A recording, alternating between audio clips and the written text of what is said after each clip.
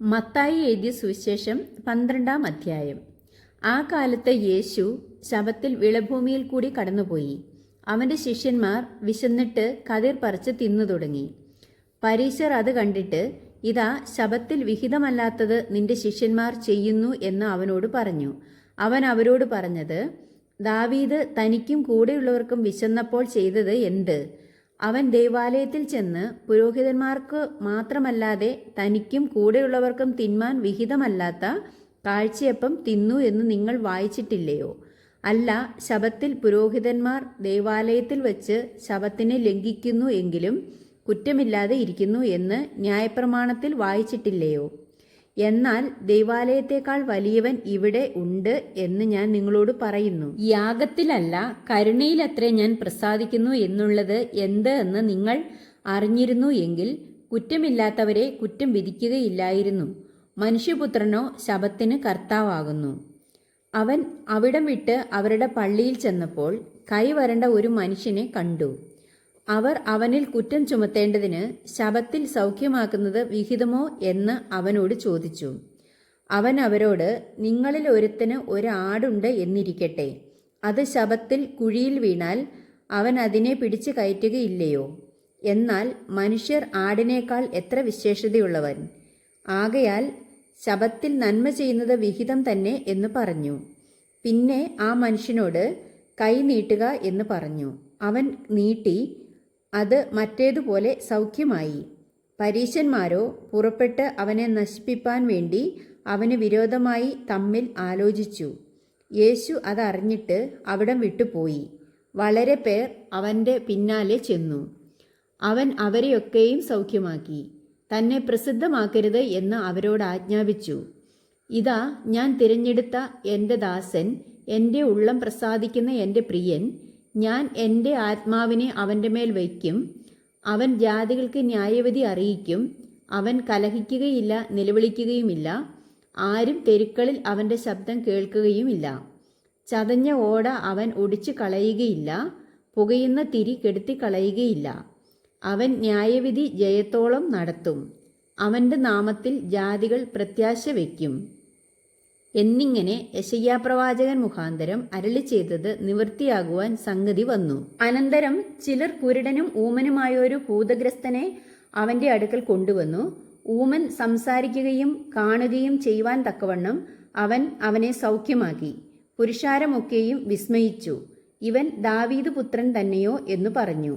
അത് കേട്ടിട്ട് പരീശന്മാർ, ഇവൻ ഭൂതങ്ങളുടെ തലവനായ ബെയസ്തെബൂലിനെ കൊണ്ടല്ലാതെ ഭൂതങ്ങളെ പുറത്താക്കുന്നില്ല എന്ന് പറഞ്ഞു. അവൻ അവരുടെ നിരൂപണം അറിഞ്ഞ് അവരോട് പറഞ്ഞത്, ഒരു രാജ്യം തന്നിൽ തന്നെ ഛിദ്രിച്ചു എങ്കിൽ ശൂന്യമാവും. ഒരു പട്ടണമോ ഗൃഹമോ തന്നിൽ തന്നെ ഛിദ്രിച്ചു എങ്കിൽ നിലനിൽക്കുകയില്ല. സാത്താൻ സാത്താനെ പുറത്താക്കുന്നു എങ്കിൽ അവൻ തന്നിൽ തന്നെ ഛിദ്രിച്ചു പോയല്ലോ. പിന്നെ അവന്റെ രാജ്യം എങ്ങനെ നിലനിൽക്കും?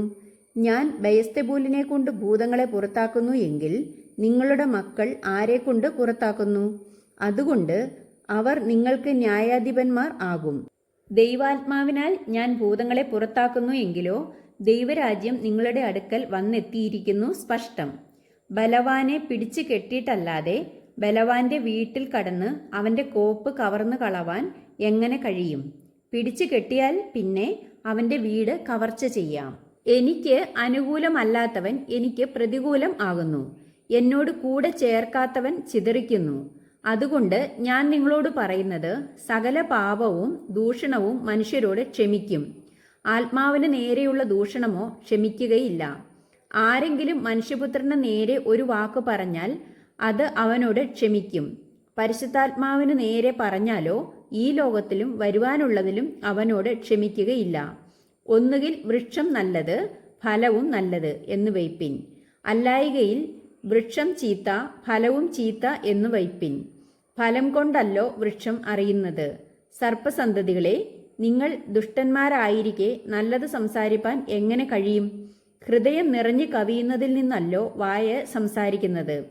നല്ല മനുഷ്യർ തൻ്റെ നല്ല നിക്ഷേപത്തിൽ നിന്ന് നല്ലത് പുറപ്പെടുവിക്കുന്നു. ദുഷ്ടമനുഷ്യർ ദുർനിക്ഷേപത്തിൽ നിന്ന് തീയത് പുറപ്പെടുവിക്കുന്നു. എന്നാൽ മനുഷ്യർ പറയുന്ന ഏതു നിസ്സാര വാക്കിനും ന്യായവിധി ദിവസത്തിൽ കണക്ക് ബോധിപ്പിക്കേണ്ടി വരും എന്ന് ഞാൻ നിങ്ങളോട് പറയുന്നു. നിന്റെ വാക്കുകളാൽ നീതീകരിക്കപ്പെടുകയും നിന്റെ വാക്കുകളാൽ കുറ്റം വിധിക്കപ്പെടുകയും ചെയ്യും.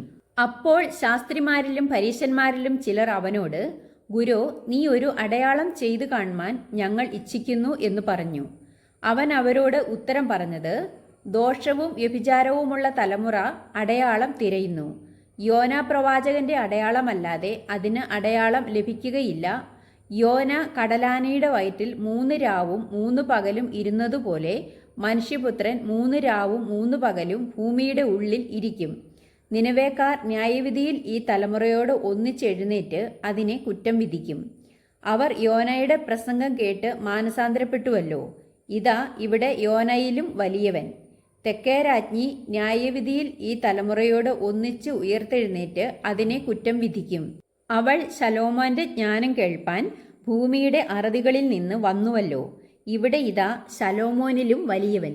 അശുദ്ധാത്മാവ് ഒരു മനുഷ്യനെ വിട്ടു പുറപ്പെട്ട ശേഷം നീരില്ലാത്ത സ്ഥലങ്ങളിൽ കൂടി തണുപ്പ് അന്വേഷിച്ചുകൊണ്ട് സഞ്ചരിക്കുന്നു, കണ്ടെത്തുന്നില്ലതാനും. ഞാൻ പുറപ്പെട്ടു പോന്ന എൻ്റെ വീട്ടിലേക്ക് മടങ്ങിച്ചെല്ലും എന്ന് അവൻ പറയുന്നു. ഉടനെ വന്ന് അത് ഒഴിഞ്ഞതും അടിച്ചുവാരി അലങ്കരിച്ചതുമായി കാണുന്നു. പിന്നെ അവൻ പുറപ്പെട്ട് തന്നിലും ദുഷ്ടതയേറിയ വേറെ 7 ആത്മാക്കളെ കൂട്ടിക്കൊണ്ടു വരുന്നു. അവരും അവിടെ കയറി പാർക്കുന്നു. ആ മനുഷ്യന്റെ പിന്നത്തെ സ്ഥിതി മുമ്പത്തേതിലും വല്ലാതെയാകും. ഈ ദുഷ്ടതലമുറയ്ക്കും അങ്ങനെ ഭവിക്കും. അവൻ പുരുഷാരത്തോട് സംസാരിച്ചു കൊണ്ടിരിക്കുകയിൽ അവൻ്റെ അമ്മയും സഹോദരന്മാരും അവനോട് സംസാരിപ്പാൻ ആഗ്രഹിച്ച് പുറത്തു നിന്നു. ഒരുത്തൻ അവനോട്, നിന്റെ അമ്മയും സഹോദരന്മാരും നിന്നോട് സംസാരിപ്പാൻ ആഗ്രഹിച്ച് പുറത്തു നിൽക്കുന്നു എന്ന് പറഞ്ഞു. അത് പറഞ്ഞവനോട് അവൻ, എൻ്റെ അമ്മ ആർ, എൻ്റെ സഹോദരന്മാർ ആർ എന്ന് ചോദിച്ചു. ശിഷ്യന്മാരുടെ നേരെ കൈനീട്ടി, ഇതാ എൻ്റെ അമ്മയും എൻ്റെ സഹോദരന്മാരും. സ്വർഗസ്ഥനായ എൻ്റെ പിതാവിൻ്റെ ഇഷ്ടം ചെയ്യുന്നവൻ എൻ്റെ സഹോദരനും സഹോദരിയും അമ്മയും ആകുന്നു എന്ന് പറഞ്ഞു.